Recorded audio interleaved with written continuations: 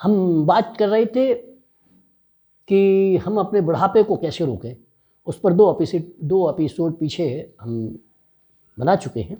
उसी पर बात चल रही थी कि हमारी जो बुढ़ापा आने की प्रक्रिया है वो कैसे रोक सकते हैं हम। इस पर हमने पिछले एपिसोडों में वर्तमान जो वैज्ञानिक तथ्य है, वैज्ञानिक साइंटिस्टों की जो रिसर्च है उसके पर बात की है। और अब हम आ गए हैं कि तीसरे एपिसोड पे कि हमारा जो कहना है कि मृत्यु से पहले वृद्धावस्था नहीं आनी चाहिए। वृद्धावस्था 500 साल तक नहीं आएगी, ऐसे वैज्ञानिक विचार बन रहे हैं और उस पर बराबर खोज चल रही है। अभी तक एंटी एजिंग पर हम काम कर रहे थे हमारे वैज्ञानिक, और अब हम रिवर्स एजिंग पर काम कर रहे हैं हमारे वैज्ञानिक, और हमने रिवर्स एजिंग में बहुत कुछ सफलता प्राप्त कर ली है। और अब आगे आने वाले समय में 500 साल तक की उम्मीद बनी है कि शरीर स्वस्थ और युवा रह सकता है। और मृत्यु जो है वो धार्मिक मानी में तो यह है कि मोक्ष मिल जाएगा, पुनर्जन्म हो जाएगा। अलग अलग धार्मिक जो फिलॉसफियाँ हैं, माइथोलॉजियाँ हैं, वो हैं। लेकिन अगर हम टेक्निकली इसको देखें तो इसमें ये मानते हैं वैज्ञानिक कि मृत्यु कुछ नहीं है, एक टेक्निकल ब्लंच है। कि हम टेक्निकली जब हमारा शरीर डिस्टर्ब हो जाता है तो हमारी मृत्यु हो जाती है, और उस पर बहुत सारी खोजें चल रही हैं कि वो टेक्निकल ब्लंच को कैसे रोका जाए शुरू से, और उसके लिए हमारा शरीर किस तरह से सुरक्षित रहे। और जब तक वो टेक्निकल ब्लंच नहीं होता हमारी मृत्यु नहीं होगी।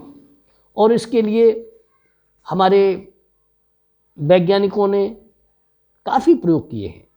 हमारे ऋषि हुए हैं, च्यवन ऋषि हुए हैं, जिन्होंने च्यवनप्राश की खोज की कि हम च्यवनप्राश में जो औषधियाँ हैं वो उस चीज़ को रोक सकते हैं, टेक्निकल ब्लंच को रोकने में सक्षम है हमारे रसायन, जो पूर्व हमारी जो भारतीय पद्धति है उसके हिसाब से।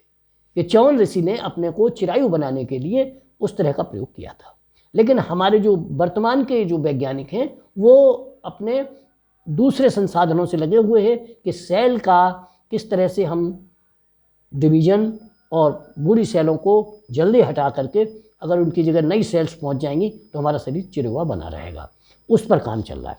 और ये जो हैं ये रसायन को बताते हैं कि हमारी भारतीय पद्धति में, भारतीय चिकित्सा पद्धति में च्यवन ऋषि ने च्यवनप्राश बनाया, और उसके साथ साथ बहुत सारे रसायन ऐसे उन्होंने खोज की जिन रसायनों के प्रयोग से शरीर में एंटी एजिंग एजेंट के रूप में वो औषधियाँ काम करती हैं। बहुत सारी वनस्पतियाँ हैं, बहुत सारी धातुएं हैं, बहुत सारी चीज़ें उसमें ऐसी हैं जो एंटी एजिंग के रूप में काम करती हैं, और प्रयास किया था। लेकिन वर्तमान वैज्ञानिकों ने उसके उलट अब ये खोज जो है क्रोमोसोम्स और सेल्स के ऊपर की है, और उन्होंने बहुत अच्छी स्थिति में पहुंच गए हैं। और उन्होंने 75 साल के व्यक्तियों को 3 महीने तक 25 साल की आयु का शरीर उनका बुढ़ापा खत्म करके और 25 साल का नया शरीर आयु का उनका शरीर बन गया। ऐसे हमने पहली एपिसोड में बताया।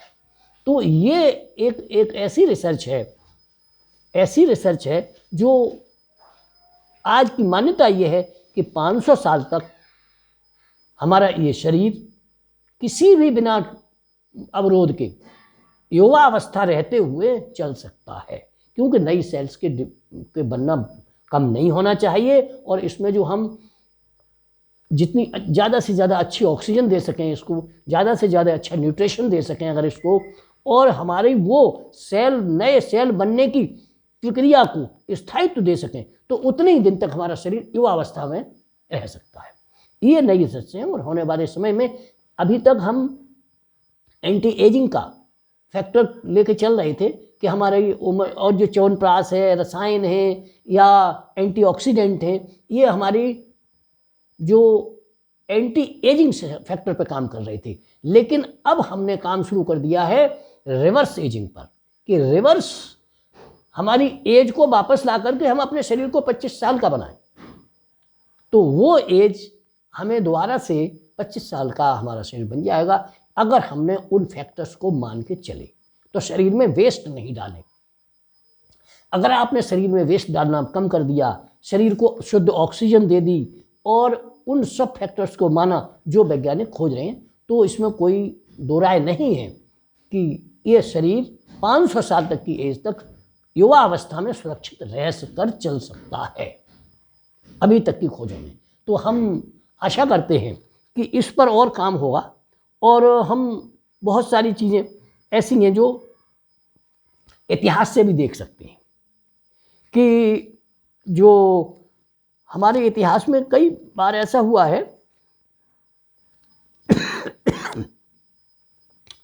कि शहद और विभिन्न तेलों से विशेष रसायन बना करके स्किन पर लेप करते थे, जिससे हमारे शरीर पर जो बुढ़ापे के जो सिमटे आते हैं, शरीर ढीला पड़ता है, वो न पड़े। और क्लियोपेंट्रा जो थी, सुंदर रानी थी जो किसी देश की थी, और वो उस रसायन को प्रयोग करने के लिए गधी के दूध का इस्तेमाल करती थी कि गधी के दूध से वो एंटी एजिंग, आज भी गधी के दूध से वो एंटी एजिंग मेडिसिन्स बन रही हैं और 5,000 से लेकर 7,000 रुपये लीटर गधी का दूध आज मार्केट में उन कामों के लिए, उन प्रोडक्ट्स के बनाने के लिए, एंटी एजिंग प्रोडक्ट बनाने के लिए प्रयोग किया जा रहा है। तो इस पर हमने जो खोजें की हैं पुरानी, वो एंटी एजिंग है कि उम्र बढ़े नहीं, लेकिन अभी तक जो काम था उम्र बढ़ने पर था, लेकिन अब जो हमने काम शुरू किया है उम्र घटाने पे किया है कि शरीर की जो आयु है वो कम से कम रहे और वैसी जो आयु है बढ़ जाए।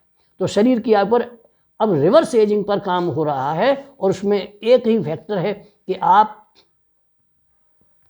जो है वो शुद्ध O2 का प्रयोग सफल रहा है, शुद्ध ऑक्सीजन का प्रयोग हमारी जो रिवर्स एजिंग के लिए है वो प्रयोग सफल रहा है। ऐसे ही चीन की महारानी थी जो मदर वर्ल्ड कहलाती थी, ये 7वीं सदी में हुई हैं कोई, और वो चीन की महारानी थी, वो भी यही प्रयोग करती थी कि गधी के दूध से बने हुए पदार्थों को अपनी सौंदर्य को बनाए रखने के लिए प्रयोग किया जाता था। तो इतिहास इस बात का गवाह है कि बहुत सारे हमेशा से, और इसमें अगर देखा जाए तो माइकल जैक्सन थे, वो चाहते थे कि हम 150 साल तक जिंदा रहें, लेकिन 50 साल तक जिंदा रह पाए। क्यों? अच्छा, उन्होंने प्रोसेस ही अपनाए थे, उन्होंने अपना चैम्बर बनाया, ऑक्सीजन ली, ये किया वो किया, लेकिन वो प्रॉपर नहीं था, वो किसी बिना साइंटिफिक वे के था, तो 50 साल में ही उनकी मृत्यु हुई। तो कोई भी प्रयोग ऐसा नहीं है जो कि आप अपने मन से करने लगे, उसकी एक प्रोसेस है, विधा है, उसको जानने के बाद ही इन पर प्रयोग करें। लेकिन शुद्ध जल, शुद्ध ऑक्सीजन वो है ना आपके शरीर के एजिंग फैक्टर को रोकती है। धन्यवाद, देखते रहिए ह्यूमन हेल्थ डॉक्टर जे चंद्र मिश्रा यूट्यूब पर। हम और आप मिलते हैं, और इस प्रोग्राम में शामिल होने के लिए इस चैनल को सब्सक्राइब करें, जो हम बहुत सारी जानकारियाँ आपको समय समय पर देते रहें, और इसमें हम और आप मिलते हैं। धन्यवाद।